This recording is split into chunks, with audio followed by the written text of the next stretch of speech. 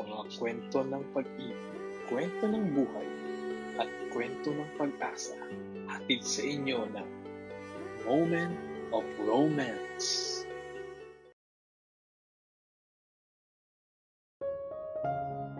Sabi nila, ang trabaho ng isang gwardya ay protektahan ang mga nakatira sa loob. Pero paano kung ang panganib ay hindi galing sa labas? Paano kung ang panganib ay nanggagaling mismo sa loob ng dibdib ko? Sa tuwing dadaan sa harap ko ang babaeng akala ko ay hindi magiging akin. Tawagin niyo na lang ako sa pangalang Elmond. 30 taong gulang. Kung titingnan niyo ko, isa lang naman akong ordinaryong lalaki na laging suot ang puting uniforme. Sa loob ng maraming taon, naging pamilyar na sa akin ang bigat ng holster sa aking baywang at ang hapdi ng sikat ng araw sa aking balat. Naranasan ko ng mabugbog ng pagod sa mga bangko at mall sa Kamaynilaan. Yung tipong parang sasabog ang mga binti ko sa maghapong pagtayo, habang nag-i-inspeksyon ng mga bag at nakikipag-unahan sa mga pasaway na customer. Ngunit sadyang mapaglaro ang tadhana. Isang pagkakataon ang kumatok sa akin na sa unang tingin ay akala ko'y sagot lang sa dalangin ko para sa mas magaan na trabaho. Nagsimula ang lahat nang makilala ko si Sir Robert, isang bigating negosyante na madalas mag-transact sa bangkong pinagtatrabahuhan ko noon. Dahil sa madalas naming maikling kwentuhan sa tuwing bumibisita siya, tila nagustuhan niya ang aking pagiging komportable at tapat sa tungkulin. Kaya naman hindi ko akalain na sa isang iglap, aalukin niya ako ng trabahong hindi ko tinanggihan, ang maging stay-in security guard sa kanilang mansyon sa isang eksklusibong subdivision. Mula sa magulong kalsada at siksikang bangko, nalipat ako sa isang tahimik at marangyang kapaligiran. Ang pwesto ko ay sa guardhouse.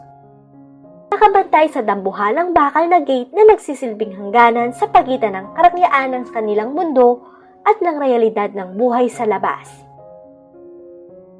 Sa bawat pag-angat at pagbaba ng gate na yon, tila binabantayan ko ang katahimikan ng kanilang mansyon. Pero ang hindi ko alam, ang gate rin palang iyon ang magiging piping saksi sa unti-unting pagbuho ng aking mga prinsipyo.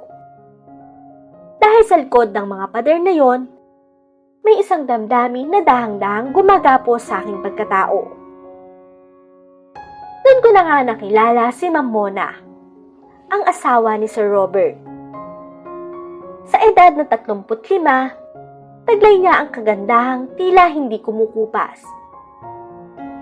Dahil may lahi, ang kanyang kutis ay parang porselana at ang kanyang mga mata ay tila nangungusap.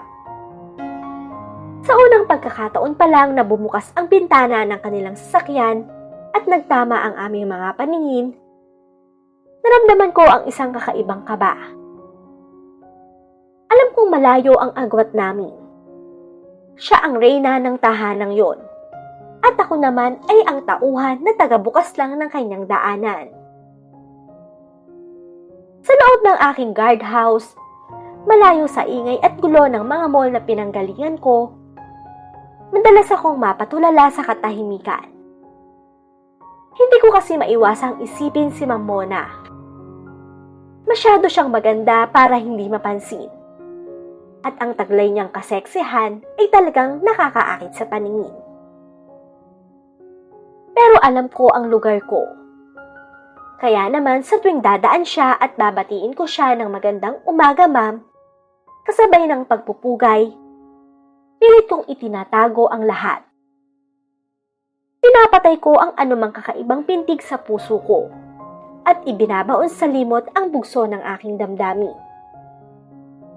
Dahil sa dulo ng araw, gwardya lang ako at siya ang asawa ng boss ko.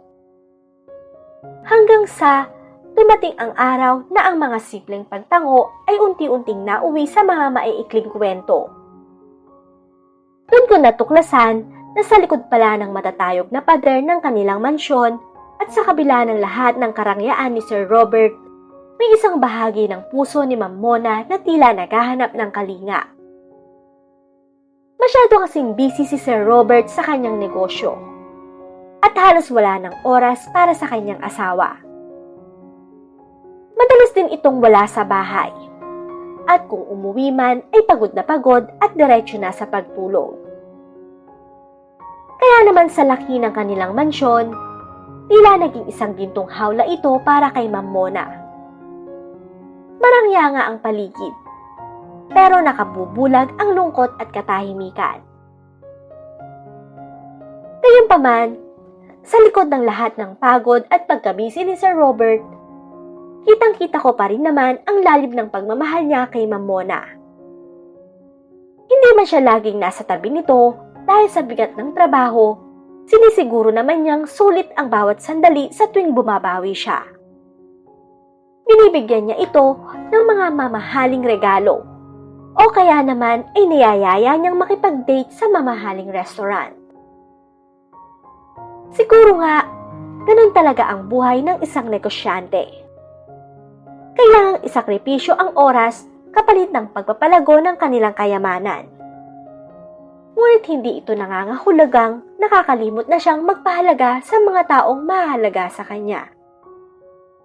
Sa bawat mamahaling alahas o biglaang dinner date, tila sinusubukan ni Sir Robert na bilhin pabalik ang mga oras na ninakaw ng kanyang mga meeting at business trips. Kitang-kita ko sa mga mata ni Ma'am Mona ang halo-halong emosyon. Naroon ang kagalakan dahil sa espesyal na pagtrato sa kanya. Ngunit hindi rin maikakaila ang bakas ng pangungulila sa mga simpleng sandali na sana'y mas madalas nilang pagsaluhan. Batid kong hindi lang basta material na bagay ang habol ni Ma'am, kundi ang presensya ng asawang matagal niyang hindi nakakasama sa agahan. Gayunpaman, pinipili niyang manatiling matatag at mapagmahal.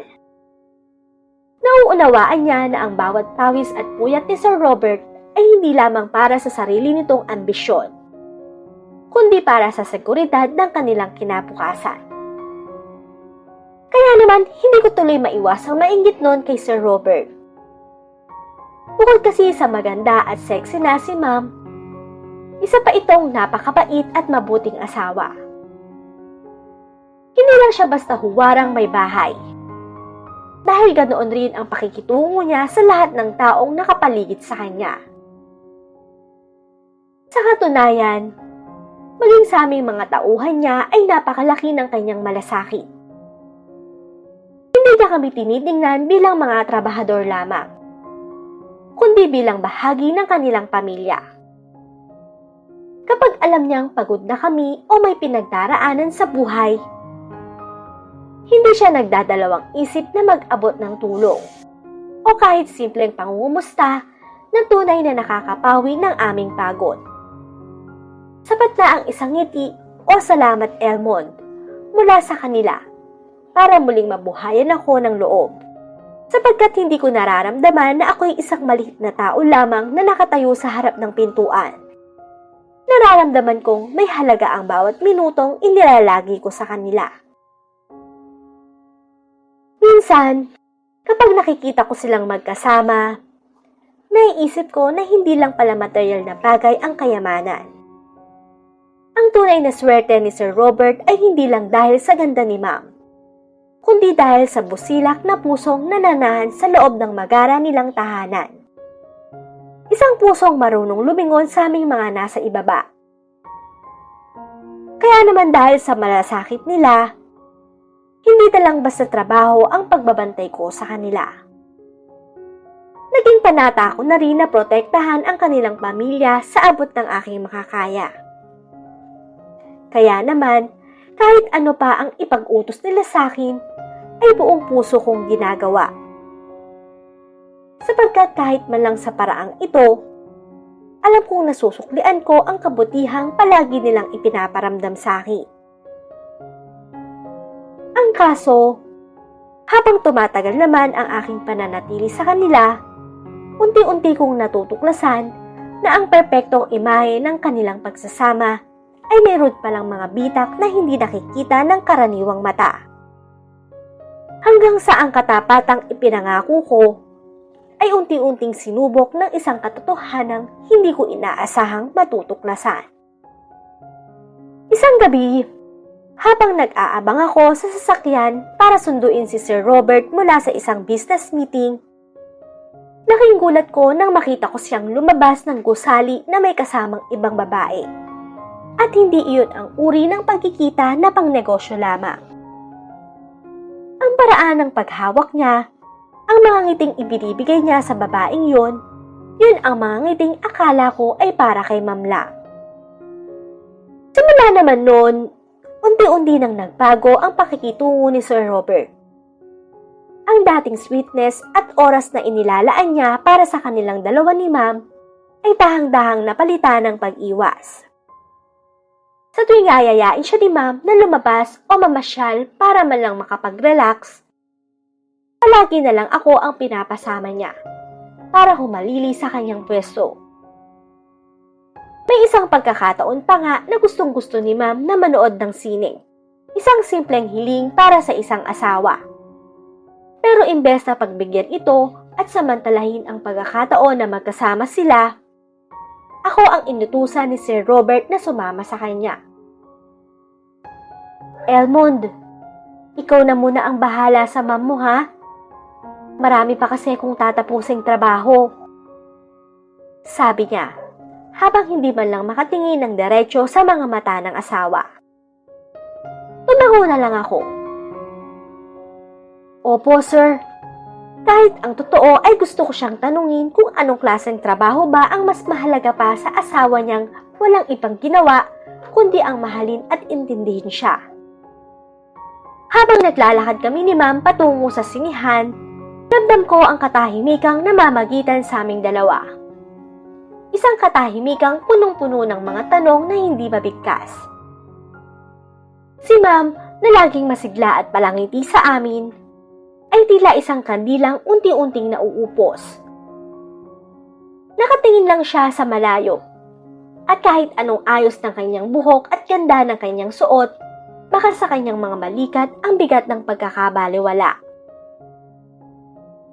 Pagpasok sa sinihan, naupo ako sa upuang nasa likuran niya, gaya ng nakagawian kong distansya bilang bodyguard.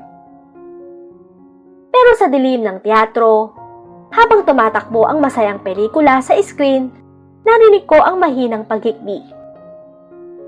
Isang pigil na iyak na tanging ako lang ang nakaririnig. Doon ako mas lalong nagngit-ngit sa galit kay Sir Robert.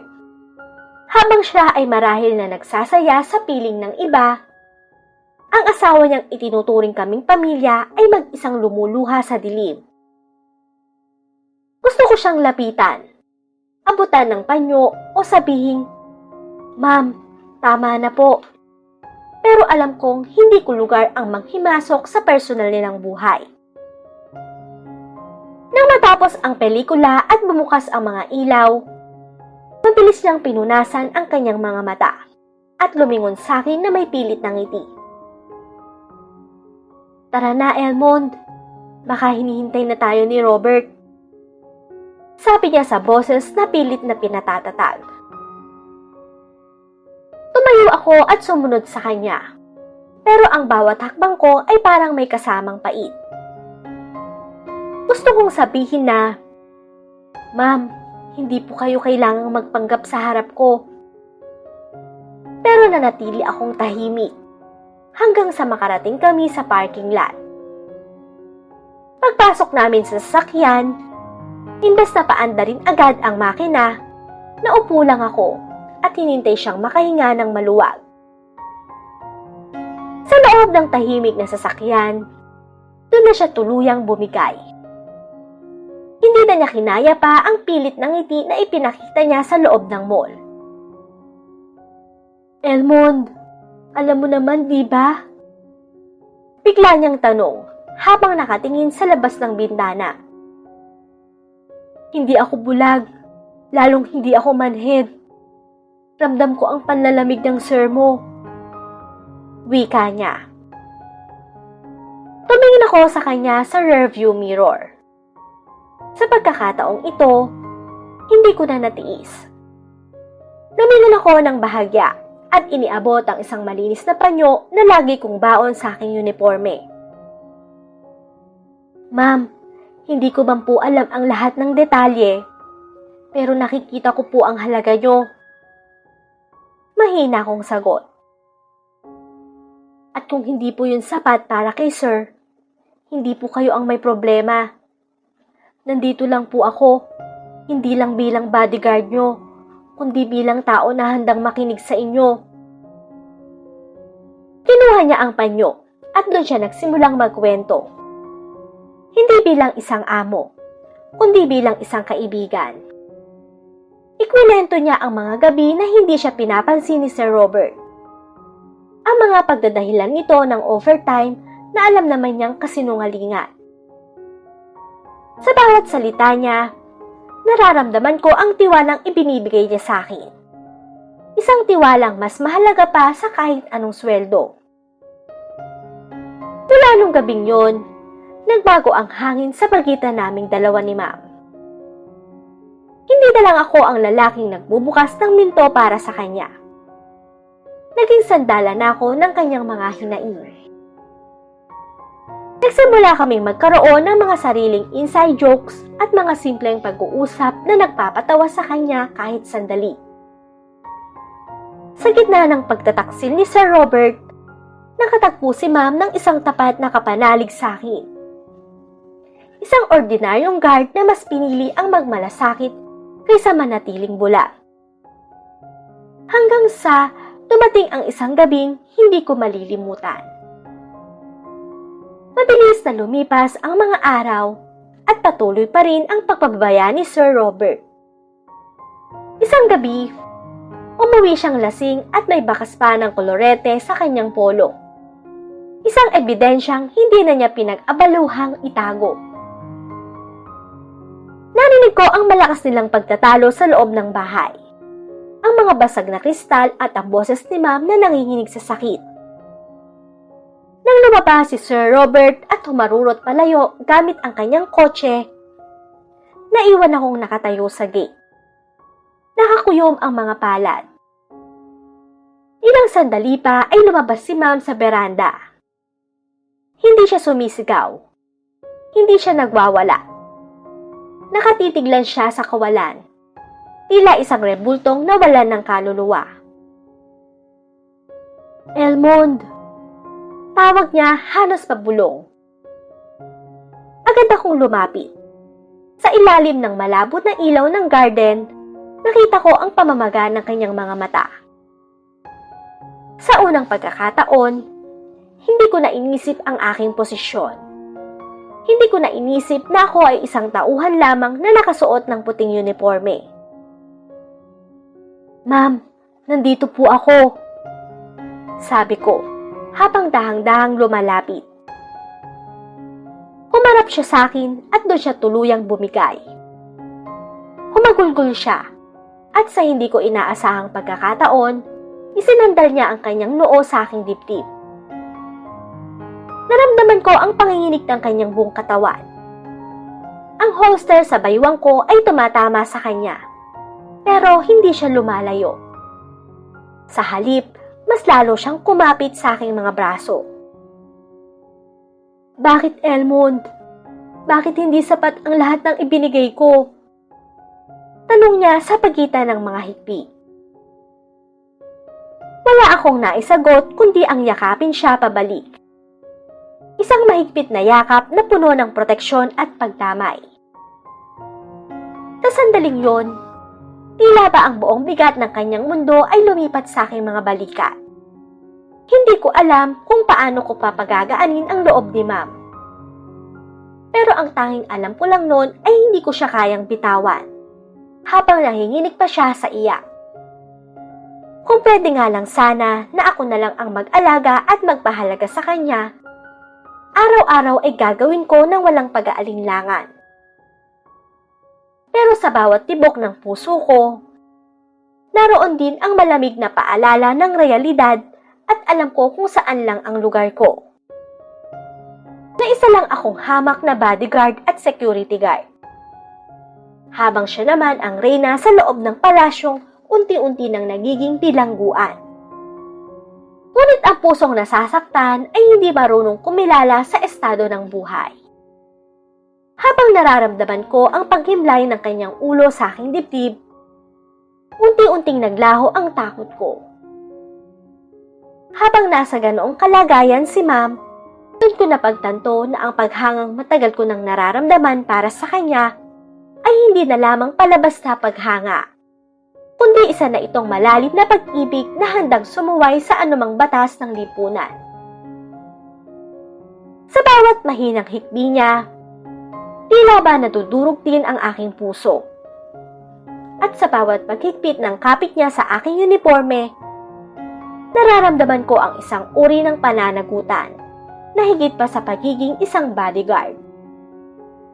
Hindi na ako nagbabantay dahil sa sweldo. Nagbabantay ako dahil siya na ang naging sentro ng aking mundo.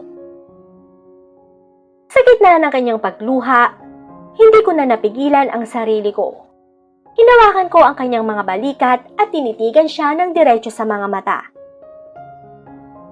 Ma'am, huwag po kayong mag-alala. Nandito lang ako para sa inyo. Kung maaari ko lang po kayong kuhanin at ilayo kay Sir Robert, gagawin ko ng walang pag-aalinlangan para lang hindi na kayo muling masaktan ng ganyan. Alam ko po na hindi ko kayang tapatan ang marangyang buhay at mga material na bagay na naibibigay niya. Pero ang kaya ko pong ipangako sa inyo ay ito. Hindi ko hahayaang lumuha kayo dahil sa sakit at pagkakabalewala. Hindi ko na napigilan ang sarili ko. Sa bawat salita, inilalatag ko ang aking puso sa kanyang harapan. Alam kong mapanganib. Alam kong malaki ang mawawala sa akin. Pero mas hindi ko kayang sikmurain na makita siyang unti-unting nadudurog sa harap ng aking mga mata. Nanatiling nakatitig sa akin si Ma'am Mona. Tila hindi makapaniwala sa lalim ng mga salitang binitawan ko.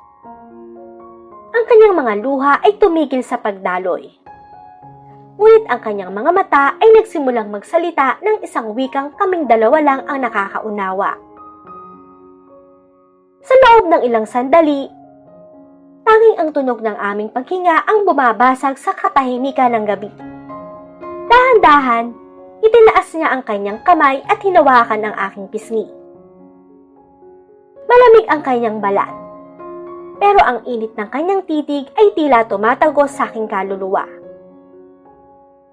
Elmond, pagbanggit niya sa aking pangalan. Hindi na ito ang boses ng isang among naguutos. Ito ay boses ng isang babaeng nakahanap ng kanyang sandigan. Salamat at palagi kang nandyan para sa akin. Sa totoo lang, hindi ko naman kailangan ng kahit anong material na bagay. Pagod na ako sa mga alahas at mamahaling gamit na pambayad sala lang ni Robert sa mga kasalanan niya. Ang kailangan ko ngayon ay ang katulad mo. Doon ko naramdaman ang turuyang pagkuho ng pader sa pagitan namin. Hindi ko na napigilan ang aking sarili at dahan-dahan ko siyang hinila palapit para sa isang yakap na mas mahigpit pa sa nauna. Ramdam ko ang kanyang pagsandal sa akin. Ang pagpaparaya niya ng kanyang buong bigat sa aking mga bisig. Mula sa gabing yon, naging opisyal ang aming lihim. Ang bawat biyahe namin ay naging pagkakataon para bumuo ng mga plano. Nagsimula kaming mangarap ng isang buhay na malayo sa mansyon ni Sir Robert. Malayo sa mga bodyguard na uniforme at malayo sa mga kasinungalingan. Alam naming dalawa na kapag nalaman ito ni Sir Robert ay magkakagulo. Pero sa bawat haplos at bulong namin sa isa't isa, mas tumitibay ang aming pasya. Na mas pipiliin naming maging mahirap na magkasama kaysa mamuhay sa karangyaan ngunit wasak naman ang puso. Subalit hindi naging madali ang bawat segundong lumilipas. Habang mas tumitibay ang aming ugnayan, mas tumitindi rin ang kaba sa aking dibdib sa tuwing makikita ko ang anino ni Sir Robert sa pasilyo. Alam ko ang panganib. Alam kong kapag nabuksan ang lihim na ito, hindi lang ang trabaho ang mawawala sa akin, kundi baka pati ang pagkakataong makasama si Mona ng habang buhay. Isang gabi, habang nag-aabang ako sa driver's seat, pumasok si Mona sa sasakyan na may dalang maliit na maleta. Hindi ito ang karaniwang designer bag niya. Ito ay ang mga gamit na lihim naming itinabi sa loob ng ilang linggo. Nagkatinginan kami sa rearview mirror. At sa isang sulyap na yon, alam ko na, ito ang gabing hihinga kami ng malaya. Elmond, tara na. Bulong niya. Ang boses ay may halong takot at pananabik. Iwanan na natin ang lahat ng to. Inaandar ko ang makina, hindi bilang isang empleyado, kundi bilang isang lalaking itinataya ang lahat para sa babaeng mahal niya. Pinagtas namin ang madidilim na kalsada palabas ng marangyang subdivision. Iniwan ang naglalakihang mga gate na nagsilbing rehas ng kanyang kalungkutan. Sa bawat kilometrong nilalayo namin sa mansyon, tila ba unti-unting nababawasan ang bigat sa aking mga balikat.